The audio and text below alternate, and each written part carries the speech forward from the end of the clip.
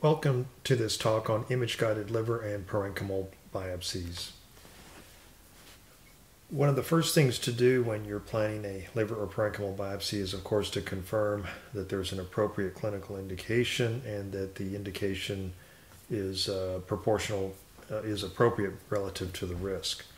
For most of the liver and kidney biopsies, what we're looking for is diffuse parenchymal disease.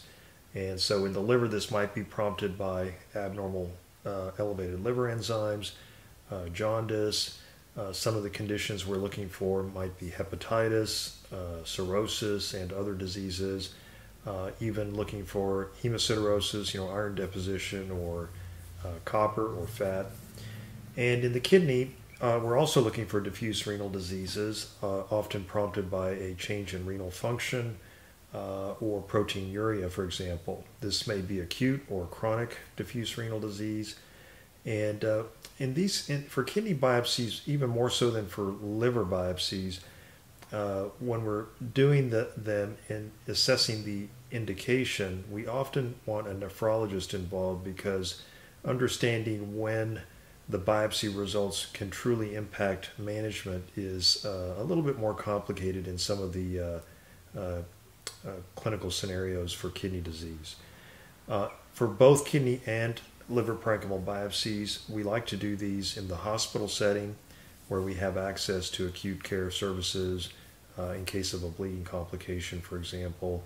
I suppose you could do this in an outpatient interventional suite that's adjoining a hospital. In terms of coagulation guidelines, the guidelines we use closely parallel those of the SIR, the Society of Interventional Radiology. Liver and kidney parenchymal biopsies do carry a little bit more bleeding risk than fine needle aspiration biopsies of the same organs, and even tumor biopsies in these organs, probably because the masses tend to displace sizable vessels.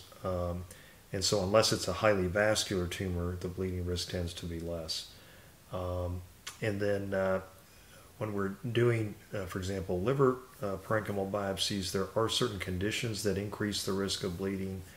For example, if you have a liver that is acutely enlarged or swollen, it's like we sometimes see in patients with acute leukemia, they may have an increased risk of bleeding with parenchymal biopsy. And amyloidosis is another condition, as is cardiac cirrhosis caused by, for example, congenital heart disease. Those may carry increased risks of bleeding.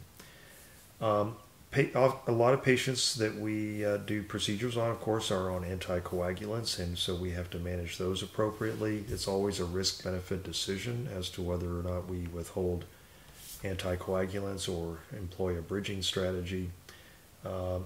And then, we obtain lab tests to help stratify bleeding risk, but it's a bit challenging to use these lab tests in a meaningful way. And part of the reason is that our overall risk of bleeding complications with these biopsies is relatively low, about 1%. And then, of course, the coagulation tests themselves are not perfectly correlated with bleeding risk. And just to give one example, patients with cirrhosis may have abnormal elevated INRs, for example, yet they may actually be hypercoagulable due to other factors. That's just one example that confounds the use of these lab tests. Ascites has often been considered a risk factor for a greater risk of bleeding with biopsy procedures, but large studies in more recent years have not borne that out. And certainly that has not been our experience, and we do not consider ascites a contraindication at all to biopsies or interventions in the abdomen. Now, that's not to say that some of the conditions that can lead to ascites might also increase bleeding risk. So, for example, liver failure leading to ascites might increase the risk of bleeding, but it's not because of the ascites, it's because of perhaps the reduction in liver production of coagulating proteins. Chronic renal failure is certainly a factor that can lead to increased bleeding risk, and this is true of patients who are on hemodialysis or not on hemodialysis, and this is likely related to platelet dysfunction, and so many of these patients will benefit from pretreatment with desmopressin to help improve or reduce the risk of bleeding. Severe hypertension, a bit controversial. There was a large study recently out of Mayo Clinic that found little evidence that hypertension increased bleeding risk with abdominal biopsies. But nevertheless, I think with systolic blood pressures over 160, you may want to think twice about proceeding with the biopsy unless the blood pressure can be brought down just by, for example, sedation. If there's a component of anxiety that's causing the patient's blood pressure to go up, sedation itself may help. Short-acting beta blockers can also help. But if not, you may want to defer until the blood pressure is under better control. I think really bleeding risk is more related to biopsy technique than almost anything else, and so we'll talk about biopsy technique quite a bit during this talk. And in preparation, of course, for the procedure, you want to review the clinical history, prior imaging, allergies, labs, comorbidities, prior procedures, and so on. Liver and kidney parenchymal biopsies have often been performed without IVCS or intravenous conscious sedation, just with the use of local anesthetics, for example. But I would say that today most people use IVCS, and I think patients generally prefer it. The one scenario where I'm fine with doing these procedures without IVCS is when the patient himself or herself request that they not be given sedation. And in those cases, they're very motivated to make it work, and in those cases, I think it's very reasonable. But for most patients, I think if nothing else, they're a little bit scared or anxious, and using benzodiazepines like midazolam can be very helpful in managing their anxiety, and then a little bit of fentanyl to help with any pain. Certainly we use local anesthetic, mainly for the skin and subcutaneous tissues. It's also helpful in the intercostal tissues and fascial planes. Avoid sedating with intravenous sedation too much. You don't want the patient snoring, for example, or sort of unable to cooperate and hold their breath. Sedating too much can be actually problematic. For the local anesthetic, we typically use a 1% lidocaine and 4% sodium bicarbonate dilution of 9:1. The sodium bicarbonate helps take the sting out a little bit. And again, we focus our local on the skin and subcu tissues, and then at the fascial planes, especially the peritoneum and the intercostal tissues. My personal preference is not to apply local into the liver capsule or kidney capsule itself. To me, it's just another stick into those organs with a potential for injury. Also, when you actually place your biopsy needle, it may or may not enter the organ at the exact location where you applied the local. And finally, it's painful to inject local anesthetic into the capsule. And so when I'm using IVCS, I simply strive to do a nice clean puncture into the organ, which I find is extremely well tolerated without numbing up the capsule.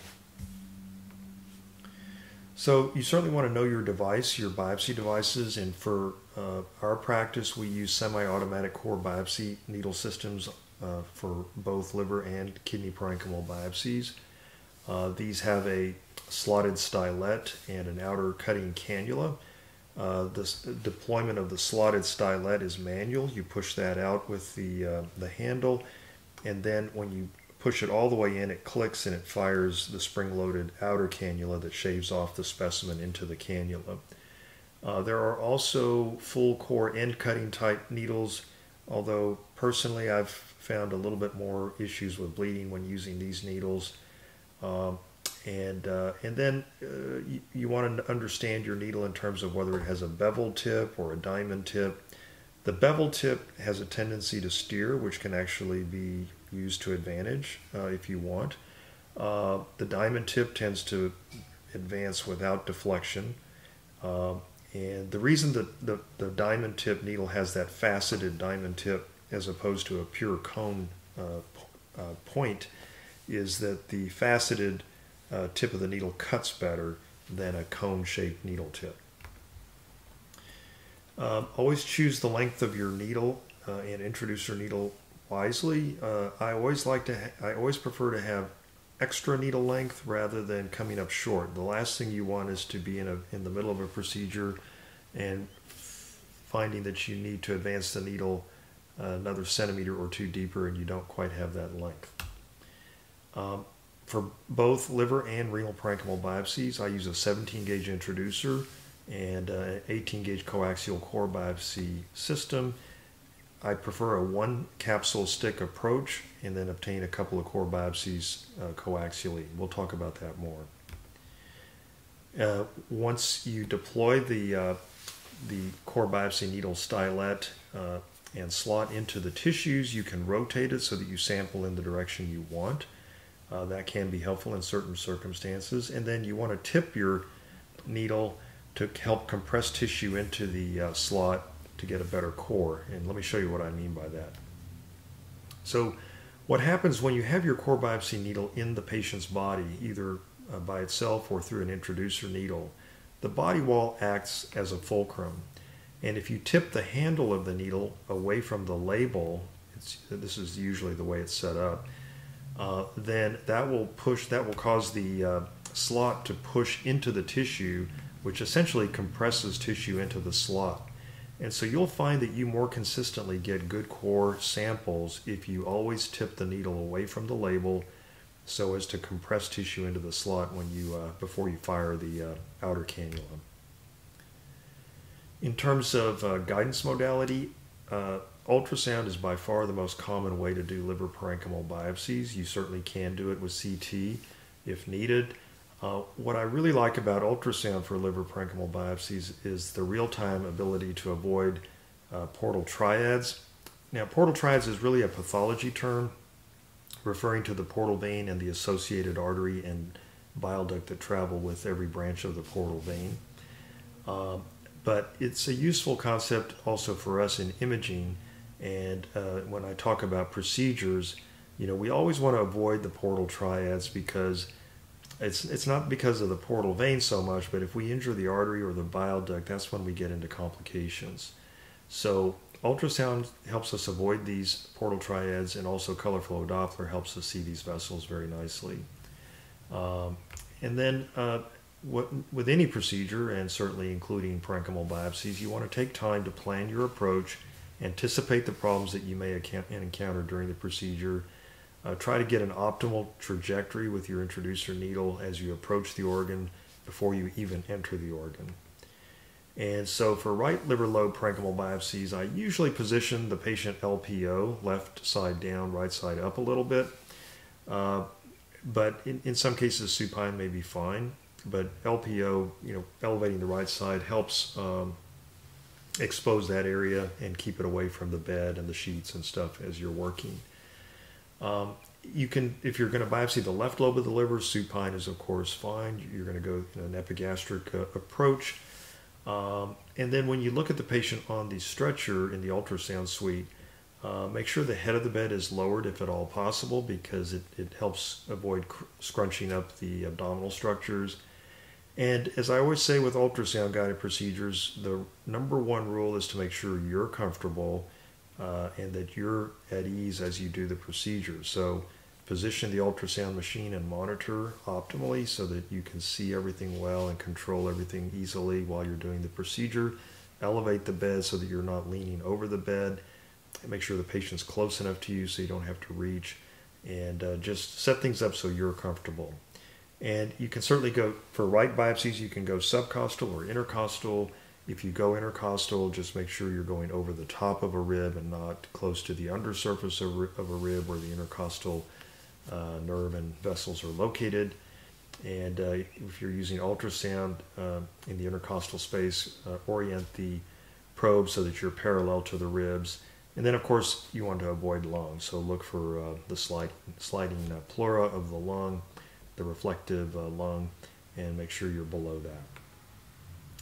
So in general, for liver parenchymal biopsies, I prefer biopsying the right liver lobe. Some people prefer the left. One reason I prefer the right is because I'm in a teaching hospital and I'm often supervising residents and fellows. And knowing exactly where the needle tip can sometimes be challenging in that setup. So in the right lobe, I feel like I have a little bit more safety margin. In the left lateral segment, there's often a portal bundle or triad right in the middle of the lateral segment that I have to make sure that the resident and fellow is avoiding.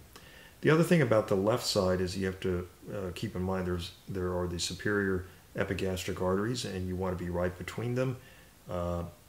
Granted, 99% of the time your needle will slide right by them, but occasionally hematomas do occur when the when the epigastric arteries are hit, and that's just one minor factor that helps me to favor the right lobe. In the right lobe, I think it's a little bit easier to stay peripheral in the liver parenchyma, away from large vessels, and those are some considerations. So here's an ultrasound image of the right liver lobe, and again, you can use color flow Doppler to help you identify vessels. You're going to apply local up to the peritoneum, but again, my preference is not to go into the capsule with local.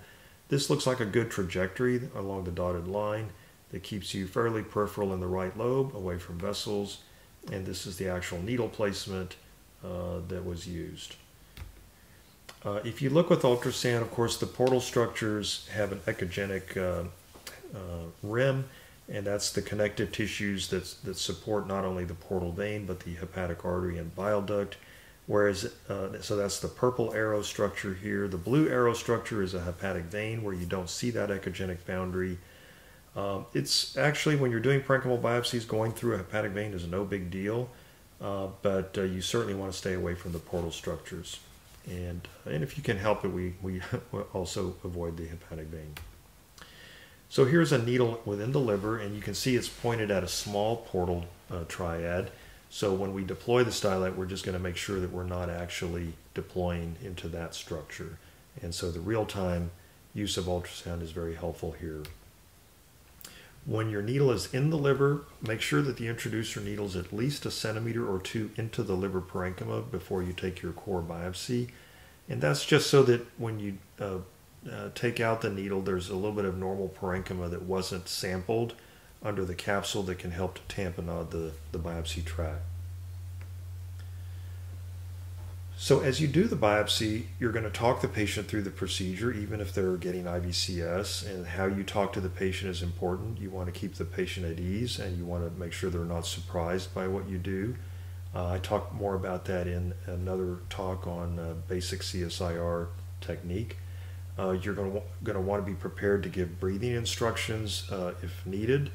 Some of these procedures you can do during quiet breathing without difficulty, but even then you want to warn the patient before you pop the needle through the capsule into the parenchyma. If you are going to give breathing instructions, just make them brief and clear and unambiguous. So for example, I'll often tell a patient, in just a moment, I'm going to ask you to stop breathing. When I say stop breathing, just stop right where you are. Don't take in a breath. I don't say hold your breath, because if you say hold your breath, the first thing a patient does is take in a breath when you don't want them to. So you'll coach the patient on breathing instructions. And then you'll stay peripheral in the liver, avoid the portal triads.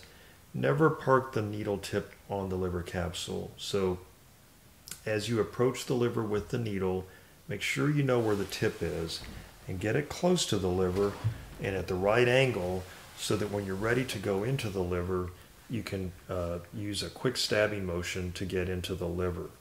The worst thing is if you slowly push the needle onto the liver capsule, that will cause immediate pain, for the patient, and they may suddenly breathe or jump, and then that can have a lacerating action on the capsule, which you don't want.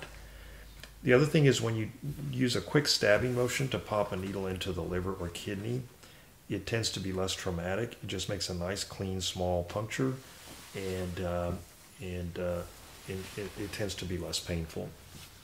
Once you have the when you're about to go into the capsule, you may, if you're coming at a tangential angle, it's possible for the needle to slide off the capsule, and so you have to kind of keep that in mind. And it may be helpful to tip the needle a little bit into the capsule just before you pop it in to make sure it bites in.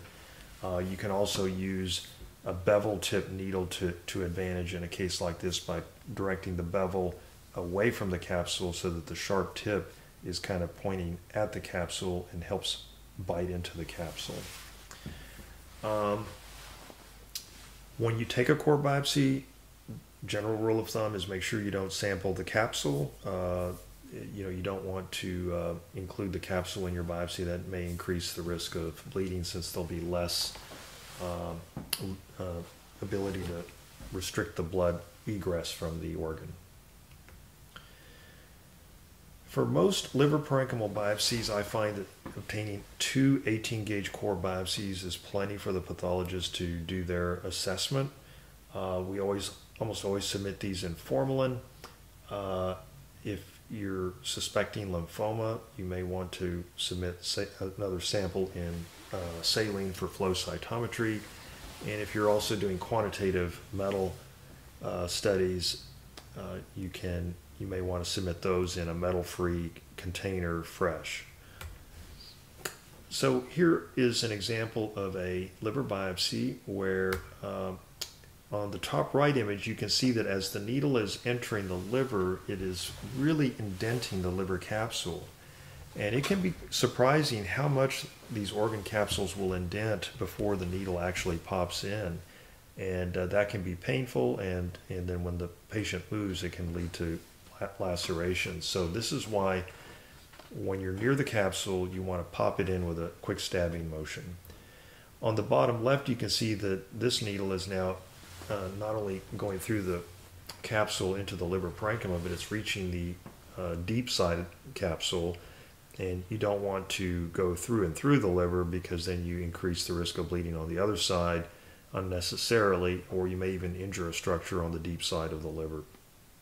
So you'll pull the needle back before you take your sample, as in this case on the bottom right. Here's a nice example of sort of an optimal placement of a needle in the right lobe for a parenchymal biopsy. It's deep enough into the liver that there's some normal liver parenchyma that will tamponade the tract, and it's not pointing at any vascular structures, and so the core biopsies were obtained here on the right. This was a patient with congenital heart disease and cardiac cirrhosis, again a condition that may increase bleeding risk. The patient also had SITUS INVERSUS, so this is actually what would normally be the right liver lobe, but it's actually on the left side of the abdomen, and our core biopsy needle is staying peripheral in the liver parenchyma to minimize the risk of bleeding. After we take our biopsy samples, I like to look and see if there's back bleeding from the needle when I take the introducer needle out, or when I take the stylet out of the introducer needle. And I find that this is a pretty good way of assessing the likelihood of bleeding after a procedure. And if there's no bleeding, then I'll just slowly pull the needle back a little bit. And if there's still no bleeding, then I'll pull the needle out of the organ. If there is significant bleeding, especially non-pulsatile bleeding, if there's pulsatile arterial bleeding, you're probably going to end up with the need for embolization. But if it's just a lot of non-pulsatile bleeding, I'll put the stylet back in almost all the way in, but leaving the sharp tip just within the introducer needle, and let the needle sit there for 5 to 10 minutes to essentially plug the hole. And what this does is it allows the tract to clot. And I'll periodically take out the stylet, see if the back bleeding has stopped. And if the back bleeding has stopped, then I'll pull the introducer back a little bit and check again. and then when I'm maybe a centimeter from the capsule, if there's no bleeding from the needle, I'll just pull it out of the liver. And some people use gel foam essentially for the same purpose. I find that I don't think that gel foam adds much over just allowing the tract to clot with the introducer needle in place, and neither approach is really going to save you if you've got a significant arterial injury. Those patients may end up needing an interventional procedure. So after the procedure, when the needle's out, I use color flow Doppler to assess for active bleeding from the liver capsule puncture site. If I do see active bleeding, I'll often apply direct pressure with the ultrasound transducer onto the site of bleeding until it stops, and then document with ultrasound whether or not there's any perihepatic or subcapsular hematoma. If you do the liver parenchymal biopsy using a right lateral puncture, you can consider placing the patient right lateral decubitus afterwards to help tamponade that location. At a minimum, we get vital signs Q 15 minutes for four times in the first hour and Q 30 minutes for the next hour. So we will routinely discharge patients 2 hours after a liver parenchymal biopsy, but we'll extend the recovery for any of the following. If the vital signs deteriorate in any way, if there's increasing or significant pain, if we image and find new hemorrhage, either hematoma or free fluid, in those cases we extend the recovery and consider admission. We make sure we have a type and screen if we didn't do that already. Notify vascular IR that there's a possible case needing their attention, and then of course maintain IV access. If immediate intervention is not needed, then these patients will often be admitted for overnight observation. The most common complication of a liver biopsy, of course, is bleeding, and some uncommon complications would include a bile peritonitis. This could be due to injury of a significant bile duct or gallbladder. If the patient truly develops bile ascites or biloma, they're going to be admitted for management.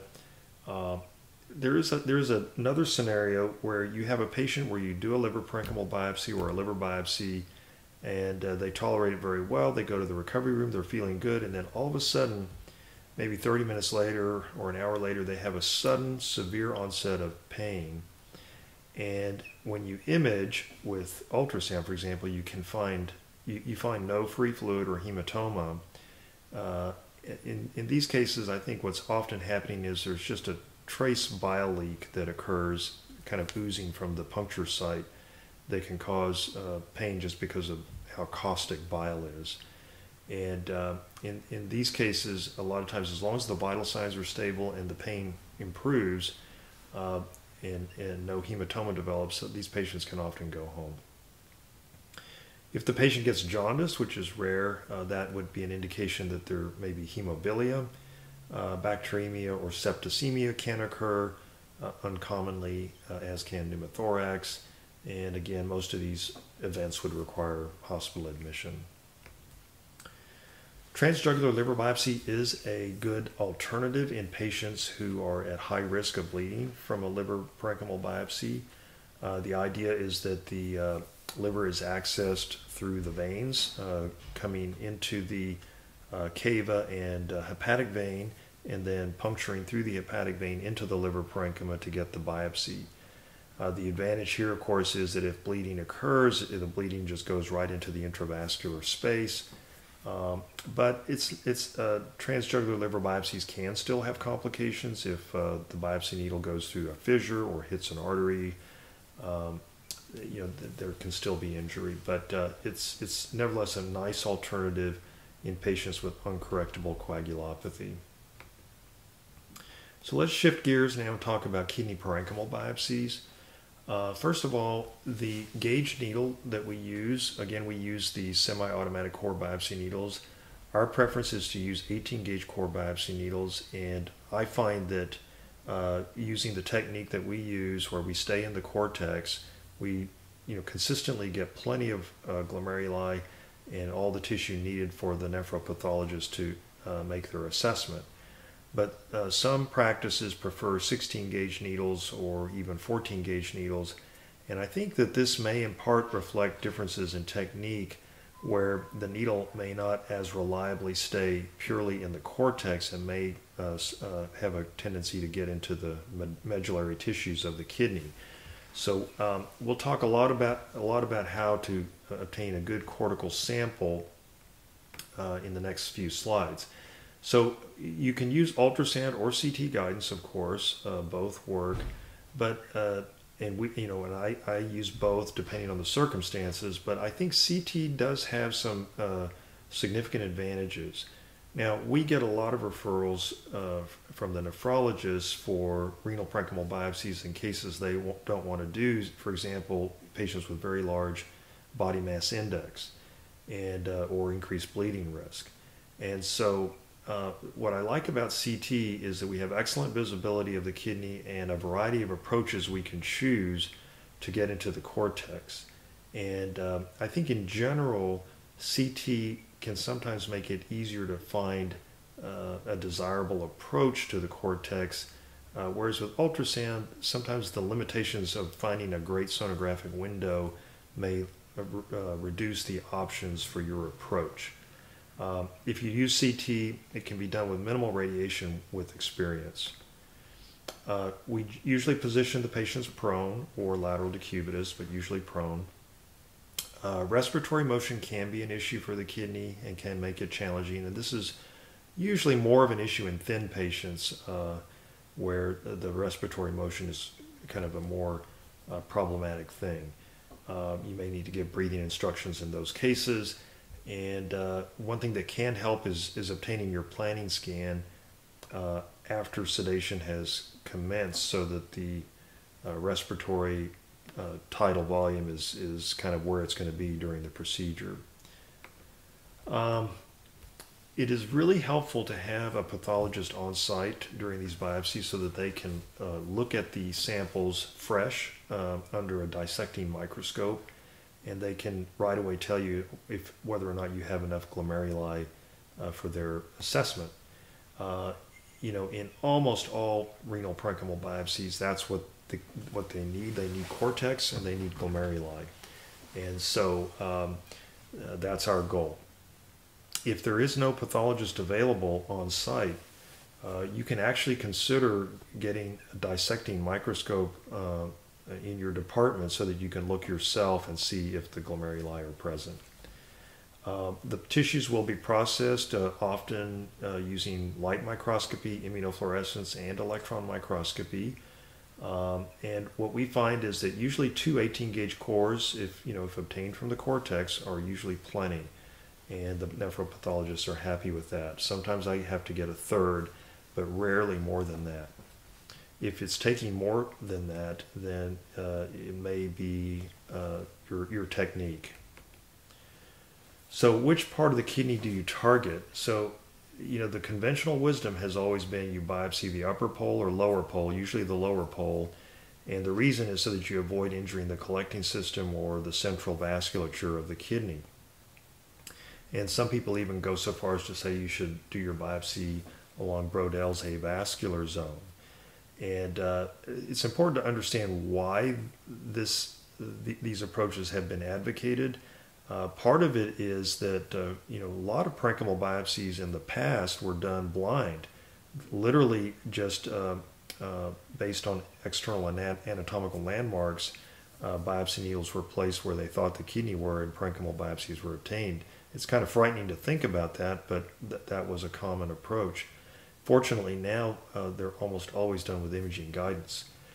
The other thing is that part of this issue of going along BRODEL'S avascular zone or avoiding the interpolar regions has more to do really with surgical procedures and interventional procedures like percutaneous nephrostomies, both of which are expected to go into the renal sinus or hilar regions,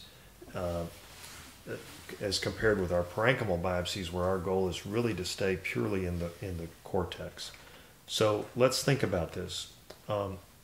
If you look at this diagram, imagine this is a cross-section like from a CT scan where the patient is prone. So the anterior kidney is on the bottom of the image. The posterior kidney surface is at the top. And you can see that there's a line going through the renal pelvis and out through the lateral capsule, kind of bivalving the kidney. This is BRODEL'S line. And generally, if you're doing a surgical procedure or a percutaneous nephrostomy, the favored place to enter the kidney is along this 10-degree arc or 15-degree arc just posterior to BRODEL'S line. And you can see that this gets you into the renal pelvis, into a renal calyx and renal pelvis by going through a medullary pyramid that tends to avoid the segmental arteries and interlobar arteries, and so there's some reason to use that approach if you're doing a procedure that goes deep into the kidney, but that's not what we're planning to do.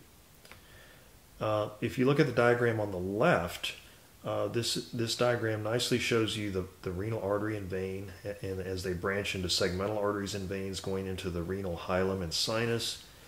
And then as the vessels wrap around the medullary structures, you have the segmental and arcuate arteries and interlobular arteries that wrap around the surface of the medullary pyramids at the interface with the cortex.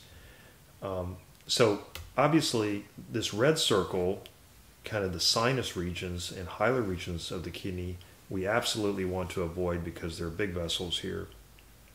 And we have no intention of going near this, but I will tell you that when ultrasound-guided parenchymal biopsies are done, particularly by inexperienced people, it's not unusual for those biopsy needles to enter the sinus regions. And you can imagine that if you happen to get a core biopsy that includes a segmental artery, there's a very good chance you're going to get a large hemorrhage. This yellow band is where the renal pyramids, the medullary structures of the kidney, are located, and the vessels here are smaller, but they're still significant. These interlobular arteries and the arcuate arteries that wrap around it, and so not only is this area not going to give us glomeruli that we need for pathological evaluation, but there's still arterioles that can get us into a bleeding complication. So we don't even want to go into this yellow area. We want to sample this yellow band of pure cortex under the capsule of the kidney. And if you think about CT scans that are obtained in the cortical phase, that's a nice image to look at because it shows you exactly the thickness of the renal cortex and where you want your needle to be located. So on the right-hand image, we have an angiogram, or arteriogram of a kidney. And again, this shows you the branching vasculature going through the hilum, sinus, and medullary portions of the kidney. But notice, no matter where you look in the renal cortex, there are no large arteries or arterioles. Uniformly, whether you're in the upper pole, lower pole, or interpolar regions, the cortex looks very much the same. So if you have a technique that consistently keeps your biopsy needle in the subcapsular cortex, you're not going to be near these sizable blood vessels or collecting structures, no matter where you are taking the biopsy in the kidney. So that's very important to understand. This is where we want to sample. I mean, it's okay to be in the upper pole or lower pole, but there's nothing wrong with the interpolar region as long as you're in cortex. Okay, so we're going to choose a path that keeps our needle only in the subcapsular cortex. We're not going to enter the renal sinus regions or hilar regions. We're even going to do our best to avoid the renal medullary pyramids. We're going to really try to stay about 1 to 3 millimeters inside the capsule. And if we do that, we're going to not only minimize our bleeding risk, but we're going to maximize our diagnostic yield. And of course, we want to avoid renal cysts and cortical scars, areas with thin renal cortex, because that's going to be less productive. And we're going to choose our path carefully so that we have an unobstructed path free of critical structures. We're going to enter the kidney sort of with an eccentric approach if we're using transaxial images so that we stay in the cortex. And we're going to anticipate breathing issues. We're actually going to avoid the tips of the poles and if we're using CT guidance. And that's because of the issue of averaging and the pointy shape of the poles in some kidneys. And I'll show you what I mean by that. Always we're going to do our best to choose an area of thick cortex where the glomeruli are more likely to be intact. And we like to find an area where the kidney has a relatively flat surface for reasons I'll show you. So if we look at this planning CT, for example, the patient is in a prone position. We're going to choose a tangential eccentric approach that keeps our needle path right under the capsule and in the cortex and away from the medullary tissues. And if there's an area of flat cortex, it's nice because when your needle gets into the cortex, you can advance the needle under that flat capsule and sample at different depths without going through the capsule or going into the medulla. And that's the ideal scenario. Let's look at this case where we have 3 slices from the same kidney. The interpolar region on the left is nice in that it has this flat cortical surface, and so if we come parallel to this, we can have a long path with our needle that's within the cortex. The only thing is that the cortex looks a little thin here, so maybe not the best spot. If we look at the polar region, we could biopsy here, but again, because of averaging, we sometimes are going to have uncertainty as to whether our needle is really in cortex or in medulla, which kind of defeats the purpose. And if we look in the lower third of the kidney, kind of between the pole and the interpolar region, here's an area with a fairly thick cortex, a somewhat flat surface, and this might be an ideal place to do our biopsy. So that's what we chose. We entered the kidney under the capsule and took our core biopsy here. It only required 2 18-gauge core biopsies to get plenty of glomeruli. Look at this case where the lower pole was biopsied. The core biopsy needle is deployed with the slot in the lower pole. And if you look at this image, the truth is you don't know whether this needle is in the cortex or the medulla or both. And that's because of averaging. And the problem is sort of illustrated in the coronal image on the right. And the dotted line kind of shows you the trajectory of the needle. If you're using transaxial CT images to guide you, you want to enter the lower pole here, but you have to be either get multiplanar reconstructions to confirm that you're really in the pole and not adjacent to the pole, and that you're not in the medulla, but in fact you're in the cortex. And then not only that, but the pointy shape of the lower pole in this case means that you don't have a lot of cortex to sample even if you're in the right place. And you might be more likely to sample the capsule along with the cortex. So that's the challenge of the lower pole with CT guidance. Obviously you want to avoid lots of cysts. That just makes it more challenging. It's not impossible, but it makes it more challenging to do your biopsy. On the other side, we have a kidney with fewer cysts, and there is this thicker cortex with a somewhat flat surface that we could target here. And that looks like that would be a nice approach, and that's what was attempted. When the needle on the left image entered the capsule, it was a little bit deeper than maybe ideal. It might have been ideal if it had been just a little bit more superficial under the capsule, but that's where the needle went in. One thing to keep in mind is that needles can slide off the capsule, so sometimes you have to tip the needle a little bit into the kidney to make sure it bites in. But once you're in, so you can see on the right image, the core biopsy slot was deployed and a core biopsy was obtained, but the first sample didn't have many glomeruli. It had some medullary tissue because this is already at the interface of the cortex and medulla. So it's ideally you want to be a little more superficial than that, more like 1 to 3 millimeters within the capsule. So the way we got around this was that you can either angle the needle towards the capsule and deploy the stylet, or you can even bend the stylet so it deploys more superficial. And then once the stylet, the slot was deployed, it was rotated so that the slot was facing towards the capsule, and then the needle was tipped in the opposite direction to help compress the cortex into the needle, and that yielded plenty of glomeruli.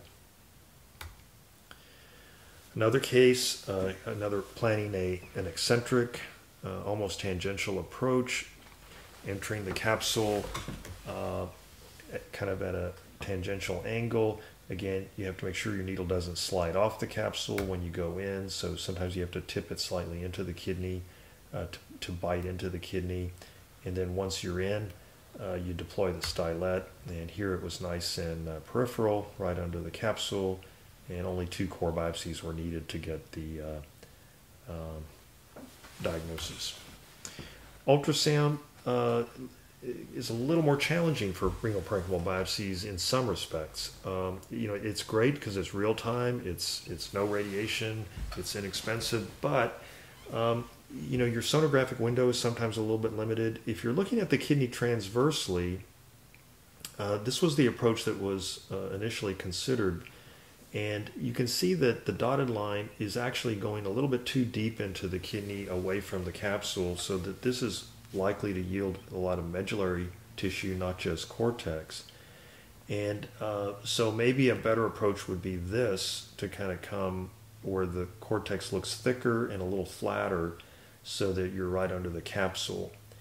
Another approach with ultrasound, another alternative is sagittal imaging. And actually with ultrasound, sagittal imaging may make the polar regions more attractive. So you can see here, you can choose a needle trajectory that is kind of parallel to that capsule at the lower pole, and it allows you to enter in such a way that the needle stays right under the capsule for sampling without getting into the medullary tissues. With renal transplant biopsies, ultrasound is just fine because the transplant biopsy, the transplant kidney is typically so superficial and very fixed in position. So in these cases, it's usually pretty easy to find a good pure cortex approach. And so if you look at these images of the transplant kidney, like the image on the left is a sagittal image, and you wouldn't want to go to the the pole on the right side where it's very pointy and thinner cortex. But on the left side, the cortex looks thicker and it has that flatter surface. So this might be a very nice approach if you're using sort of a longitudinal scan plane. If you're going transaxial on the kidney itself, again, on the right side, the cortex is thin. The angle's not as favorable. On the right side, you can see that there's a thicker cortex, and you can stay more parallel to the capsule and right under the capsular surface. And of course, you can do transplant biopsies under CT if needed, but usually not necessary. So again, we typically use a single stick approach with the introducer needle, and then just obtain a couple of core biopsies through the introducer needle. Make sure you don't include the renal capsule in your core biopsies.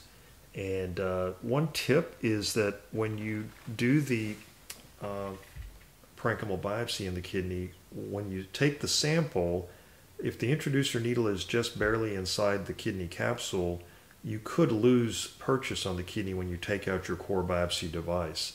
So in this scenario, what I do is I'll take the core biopsy. Before I pull back the core biopsy needle, I'll slide the introducer needle in a little bit deeper over the core biopsy needle so that it has more purchase in the kidney. And this works in other organs as well if you're worried about losing access.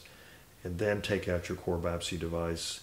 And then when you reinsert the core biopsy needle to take another sample, if you need to, you can just pull back a little bit to take another sample. Always rotate the needle to sample in a different direction than the last biopsy if you're doing a coaxial technique, or angle slightly different so that you don't get a non-diagnostic core sample. At the end of the renal parenchymal biopsy, just like with the liver, I like to look for back bleeding from the introducer needle. And if I see back bleeding, I typically put the stylet back in almost all the way to the tip and let it just sit there and plug the hole for 5-10 minutes, intermittently looking to see if the back bleeding has stopped.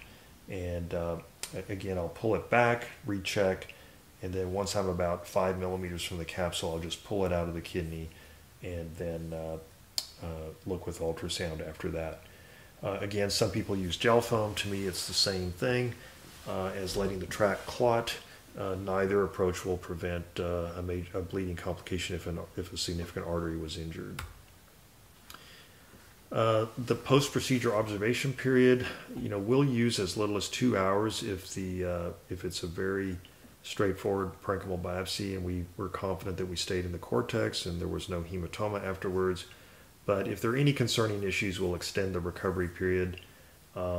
If there's a change in vital signs, if there's significant pain or hematuria, bruising, swelling, and if they stay 6 hours or longer, we'll check the hematocrit.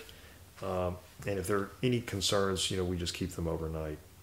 And then with any procedure, we give discharge instructions, we document adverse events, and then confirm and communicate pathology results as appropriate.